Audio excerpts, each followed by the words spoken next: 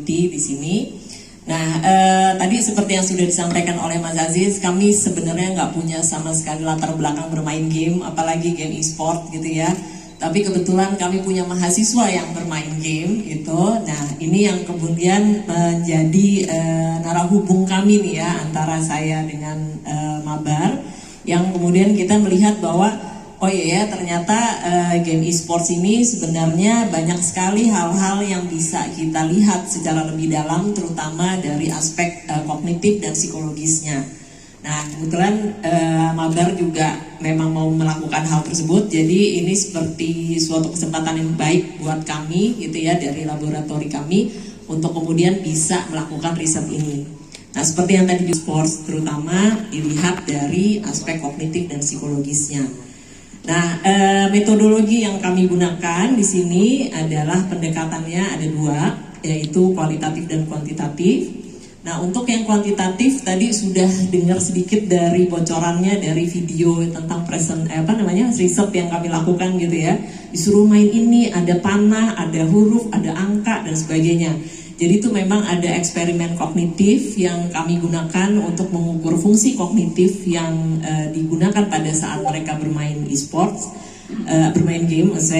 Kemudian ada self-report questionnaire. Nah, sedangkan yang kualitatif ini kami gunakan focus group discussion sama interview.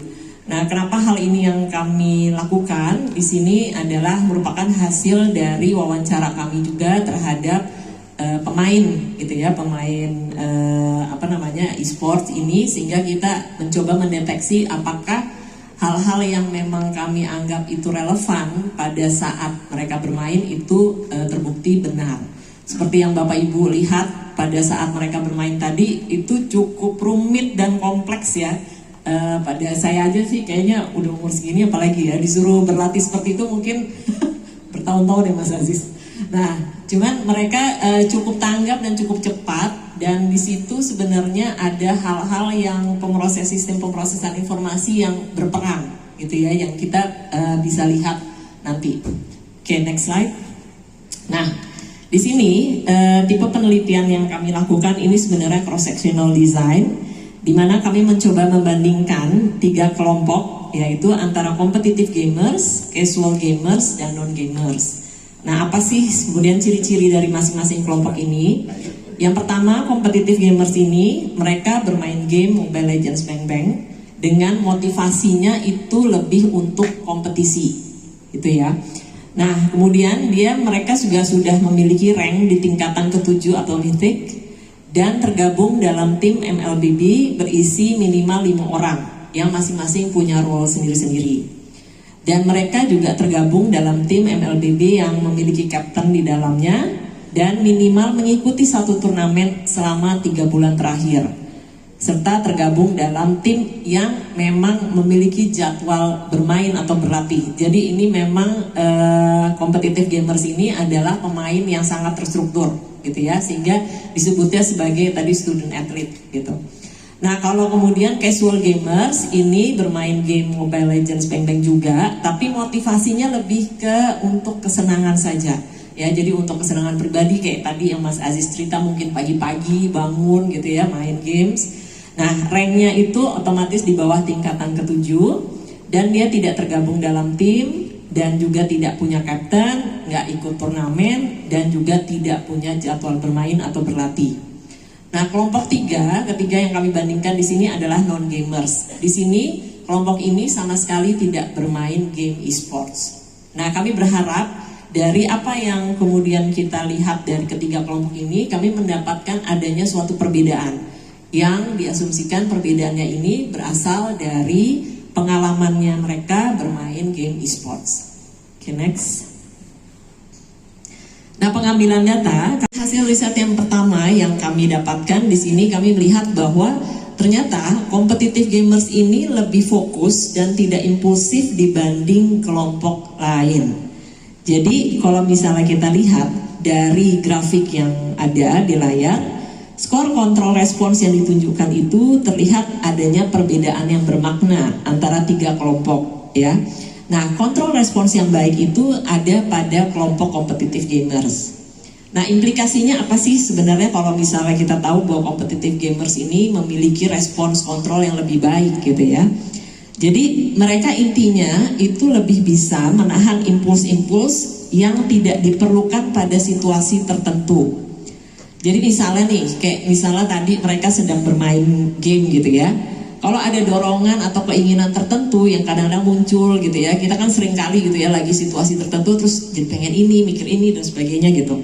Nah itu kalau misalnya dianggap tidak sesuai, mereka bisa menekan impuls tersebut dengan lebih baik gitu. Nah hal ini juga mereka menandakan bahwa mereka itu bisa lebih fokus dan jadi tidak impulsif. Impulsif dalam arti begitu ada keinginan tertentu langsung gitu ya dilakukan gitu. Nah kontrol respons ini itu juga sangat diperlukan dalam proses belajar ya, karena pada saat seorang itu fokus dalam mengerjakan sesuatu, misalnya kita lagi menyimak, mendengarkan seperti sekarang ini, mengerjakan tugas gitu ya, soal-soal ujian dan sebagainya, sebenarnya kita ini memerlukan suatu kontrol respons yang harus baik gitu. Karena dengan demikian kita bisa benar-benar fokus menjalankan tugas yang sedang kita lakukan gitu ya. Kita tahu respon mana yang harus kita keluarkan, tingkah laku mana yang kita harus tunjukkan, dan sebaliknya respon mana yang seharusnya tidak kita tampilkan pada saat itu gitu. Oke, next. Nah, temuan lain dari hasil penelitian ini adalah competitive gamers ini lebih akurat dalam menyelesaikan suatu tugas. Nah, akurasi ini sebenarnya kami ukur sebagai bagian dari pengukuran tadi fleksibilitas kognitifnya. Nah, kalau misalnya kita lihat dari grafik yang tampil di layar di sini, kelompok competitive gamers ini memiliki skor akurasi yang tidak jauh berbeda dengan kelompok non-gamers. Sementara akurasinya yang paling rendah adalah kelompok casual gamers. Mungkin saya menjelaskan sedikit apa yang dimaksud dengan akurasi di sini. Jadi pada saat mereka mengerjakan tugas kognitif, mereka harus menekan suatu tombol berespon tertentu terhadap stimulus yang tampil di layar. Yang kami ukur itu adalah kecepatannya mereka untuk berespon, tapi responnya itu juga kita lihat apakah akurat atau tidak. Nah, ini yang disebut sebagai akurasi dalam konteks fleksibilitas kognitif ini.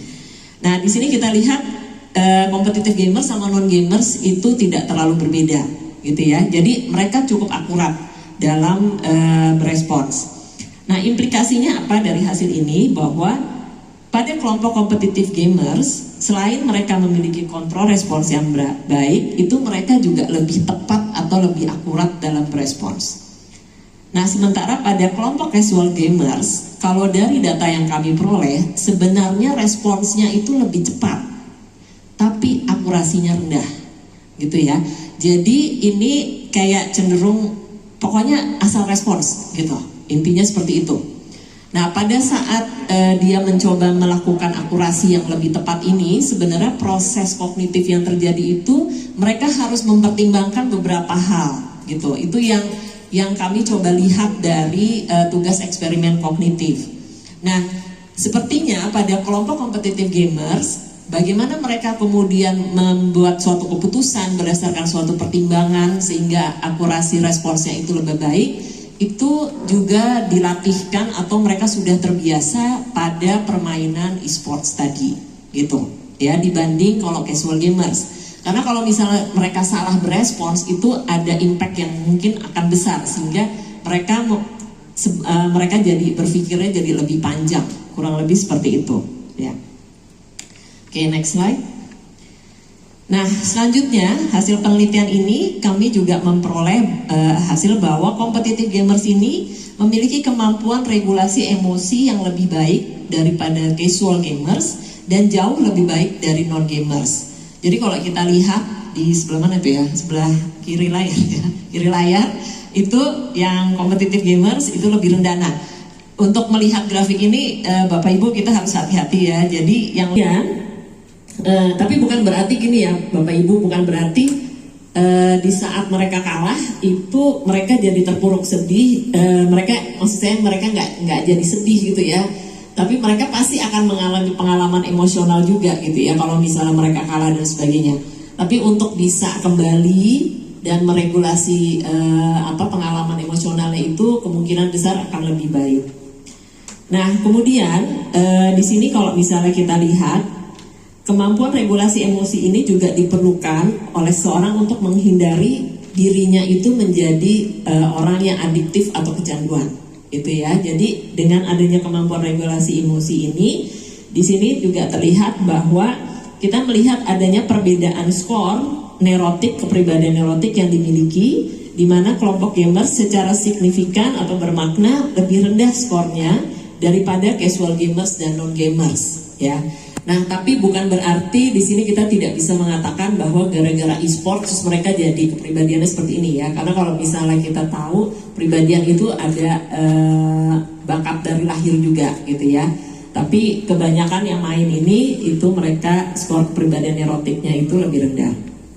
Oke, next.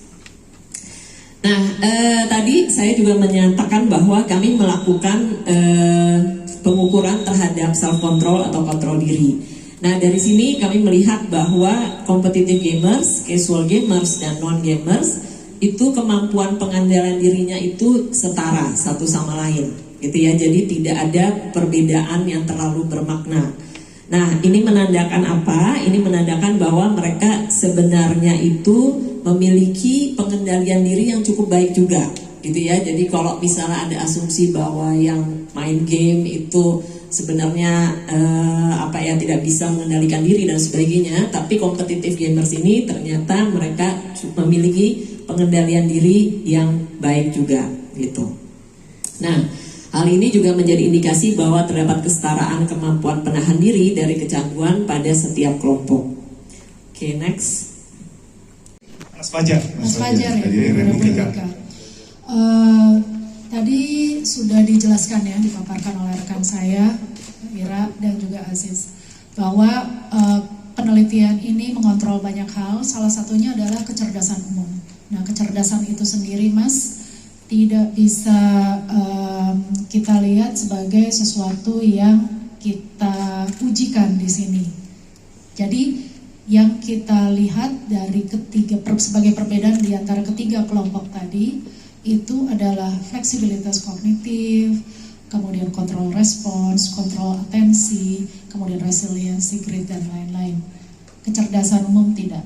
Dan yang kedua itu adalah kecerdasan seharusnya tidak berubah oleh e-sport ini. Karena kecerdasan itu adalah konstruk yang menarik, Mas. Dia merupakan gabungan atau kualitas yang muncul dari interaksi genetik dengan lingkungan. Kalau kita lihat semuanya adalah partisipan di penelitian ini semuanya adalah lulusan lulusan SMA ke atas ya, pelajar semuanya. Berarti mereka bisa dibilang memiliki lingkungan yang setara lah, sama-sama punya level akademik yang sama gitu. Kemudian secara genetik kita tidak tahu, ya kan? Dan yang pasti sih kita tidak melihat perbedaan dari inteligensi di sini. Justru inteligensi yang dikontrol dan memang mereka setara. Begitu.